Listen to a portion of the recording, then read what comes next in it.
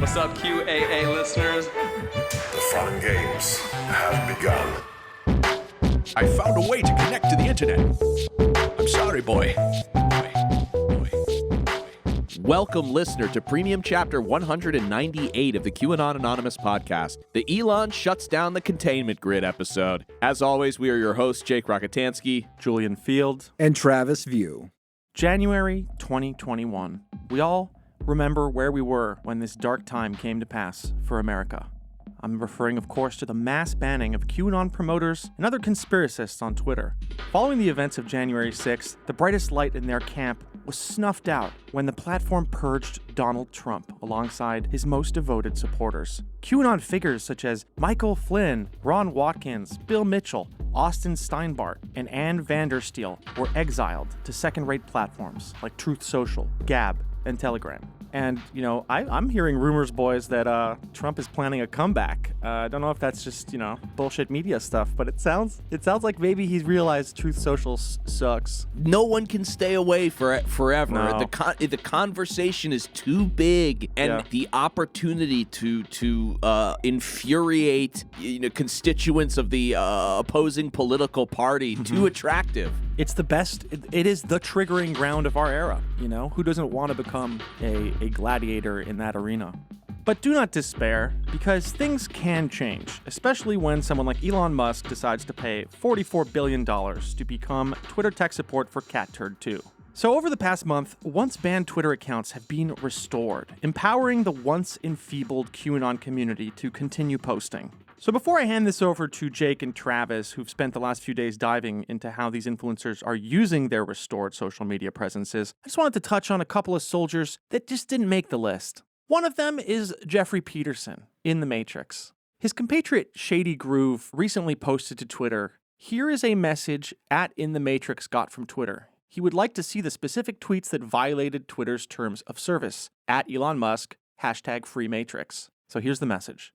Hello, your account was permanently suspended due to violations of the terms of service. After reviewing for reinstatement, your account will not be restored. Thanks, Twitter." So, RIP to the big one.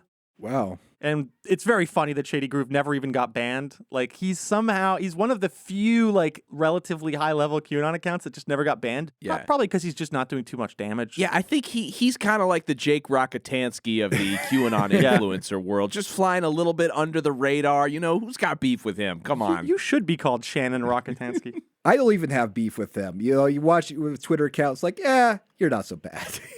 Yeah, I think everyone agrees. Shady, you're a cutie, you're adorable, but we're still very happy that Jeffrey is frustrated in a cage somewhere. Yeah, I mean, their stuff is so far into fantasy land that it feels less dangerous, especially when you've got Michael Flynn, on a national stage, catering to, white supremacists and neo-Nazis, having a little bit of Shady Groove, a little toke here and there, it doesn't feel quite as bad for some odd reason. Who knows? Maybe my perspective is completely just gone at this point. Yeah. Very possible. Well, you've been smoking on that Shady Groove for a long time, so parts of your brain have shut down. Your prefrontal lobe is not quite functioning. Yeah, he's not addictive. I will say he is habit forming. Now, speaking of addiction, I also have to touch briefly on Red Pill 78, who, unlike In the Matrix, was allowed back on. On the 12th of January, he posted, "Is this thing on? Mic check." He got over 1,100 likes on that and 125 retweets, but that's not good enough. The metrics just aren't good enough. And so his friend SpaceShot76 posted, "Hey, Elon Musk, are you running this place legit or not? Sure, my buddy Red Pill 78 is allowed back on, but shadow banned? I cannot find him unless someone else tags him and I click that tag. Complete BS." So it's not good enough. They're back on, but it's not good enough. They want more views. Basically, They're all here to come back and become cat turds. They're all back in the game and they're all sad. Also, Red Pill 78, we won't be covering it because although he is present, he is also the equivalent of a gray flannel. He's like a a beige stain Yeah. on a beige wall. Yeah, the only compliment Very boring. you'll get today, Zach, is that I congratulate you had the social media awareness to block all 3 hosts of this podcast. Usually I tend to fly under the radar. It's Julian and Travis and the main pod account that usually get blocked. But in this case, Red Pill 78, he's got my number. As Patrick Stewart once told Ricky Gervais, but it was too late. I'd seen it all. Tried to get his clothes back on, but it was too late. So I guess now that we've gotten some of our fallen soldiers or our zombified returned but totally useless soldiers out of the way, it is now time to jump into the big boys, the big names, including, and I'm so happy he's back, Bill Mitchell. I mean, round of applause for Bill Mitchell. Travis, putting your hands together or no? Jake? Not a single clap? I congratulate his enthusiasm, yeah, he's a very enthusiastic man. Yeah, he's got a very positive outlook on life. Yeah, we'll take a look. He's looking a little worse for wear, boys. Yeah. Oh Yeah. God. Yeah, I can imagine the kind of cracks in his weird face just getting deeper and yeah, he's molting. yeah, he's becoming a cocaine lizard. He's gonna be in a rock band soon. Michael Flynn.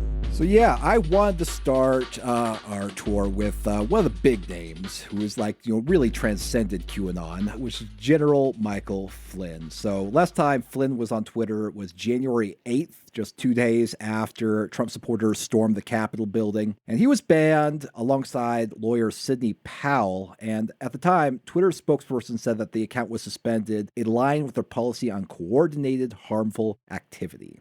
Now, since he's been off of Twitter, Flynn has kept himself busy posting on other social networks, and of course, headlining Clay Clark's Reawaken America tour, as we discussed with Rolling Stone reporter Sam Kestenbaum. Through that, and through appearances on various conspiracy shows, he's been hard at work building a movement of Christian nationalists. He's continued to push disinformation about elections and vaccines, and preaching his message of local action makes a national impact. This is basically his way of encouraging his followers to get involved in their local precincts, city councils, and school boards. You have been listening to a sample of a premium episode of QAnon Anonymous. We don't run any advertising on the show, and we'd like to keep it that way. For $5 a month, you'll get access to this episode, a new one each week, and our entire library of premium episodes. So head on over to patreon.com/QAnon Anonymous and subscribe. Thank you. Thanks. I love you. Jake loves you.